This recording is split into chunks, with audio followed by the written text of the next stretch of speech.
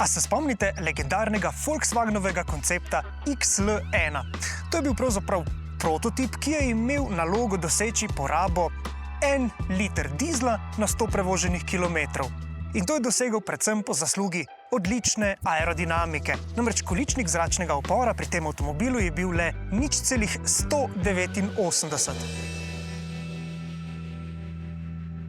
Ampak zdaj pa imamo tukaj en serijski kitajski avto, okoli katerega v Evropi ni kakšnega posebnega pompa.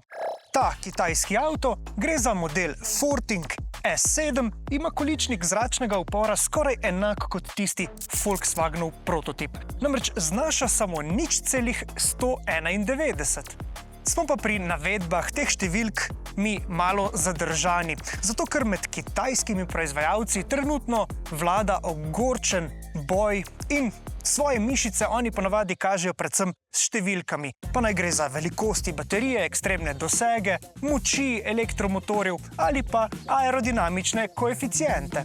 Ampak kljub temu, da Forting za to svojo aerodinamiko kakšnega neodvisnega certifikata ni pridobil, pa vseeno lahko kar hitro opazimo, da je bilo veliko narejeno v smeri, da ta avto res učinkovito reže zrak. Za začetek imamo tukaj takšno fastback silhueto avtomobila, torej to pomeni, da se streha zelo počasi spušča in na ta način zrak za zadkom avtomobila precej lepše zakroži, kot pa če bi imeli tukaj klasičen zadek običajne limuzine, ki so prav tako na Kitajskem zelo priljubljene.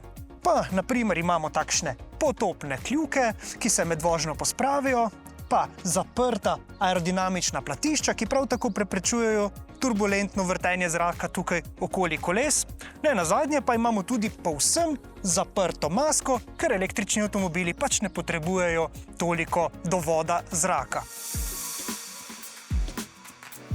Je pa to vse še vedno le teorija. In te številke nam pravzaprav ne pomenijo veliko. Veliko bolj pomembno je tisto, kar v tem avtomobilu začutiš za volanom in tisto, kar na koncu pokažejo izračuni pri porabi energije. Ko govorimo o občutkih v vožnji, je najbolj pomembno, da ta avto res dobro ohranja inercijo.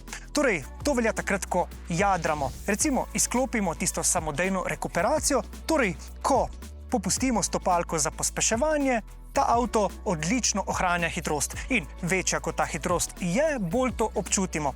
Naprimer, če se vozimo s hitrostjo 130 km/h in dosežemo vrh nekega klanca, bo potem na koncu v dolini hitrost precej previsoka, če mi med tem ne bomo zavirali. Ampak čeprav se to ohranjanje momenta pozna tudi pri počasnejši vožnji, pa so predvsem številke pri avtocestnih hitrostih tiste, ki dobro podkrepijo moje trditve. Naprimer, če vozimo na avtocesti po omejitvah, torej večinoma s hitrostmi 130 km/h, bo zdaj v ugodnih majskih temperaturah okoli 20 stopinj Celzija, povprečna poraba energije le okoli 17 kWh na 100 prevoženih kilometrov. In tudi nasploh na našem testu smo pri mešanem ciklu dosegali porabe okoli 13 do 14 kWh na 100 prevoženih kilometrov, kar je pod črto odlična številka.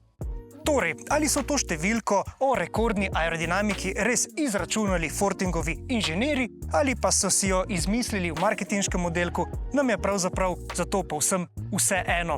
Ker če ima ta avto naprimer 0,19, 0,20 ali 0,21 tega aerodinamičnega količnika, kolikor ga imajo najboljši evropski avtomobili, v vsakem primeru je ta avto izjemno aerodinamično učinkovit. In to pomeni, da lahko kljub nekoliko manjši LFP bateriji s kapaciteto 56,8 kWh dosežemo 400 km.